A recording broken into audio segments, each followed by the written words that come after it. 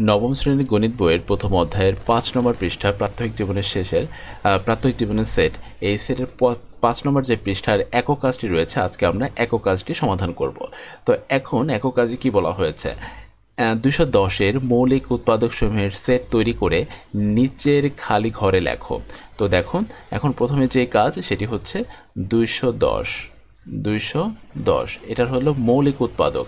তো মৌলিক উৎপাদক মানে হচ্ছে মৌলিক সংখ্যা দ্বারা তোমাকে ভাগ করতে হবে এবং তাদের গুণফলটাই হচ্ছে মৌলিক উৎপাদক।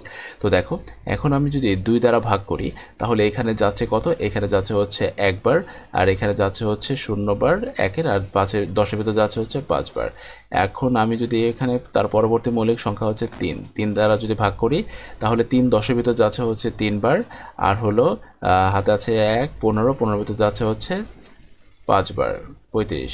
এরপরে যদি আমি 5 দ্বারা গুণ করি তাহলে হচ্ছে 5 7 35, তাই না? তো এখন এইখানে দেখা যাচ্ছে, সুতরাং এখানে আমরা বলতে পারি, সুতরাং 210-এর মৌলিক উৎপাদক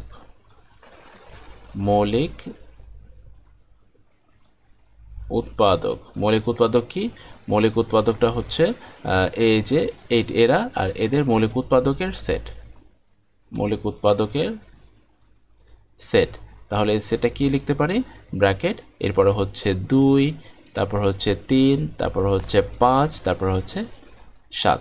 ঠিক আছে। আচ্ছা, এখন কথাটা হচ্ছে যে এদেরকে মৌলিক উৎপাদক কেন বলা হয়? দেখো, এরা সবাই হচ্ছে মৌলিক সংখ্যা, এই জন্যই হচ্ছে এদেরকে মৌলিক উৎপাদক বলা হয়।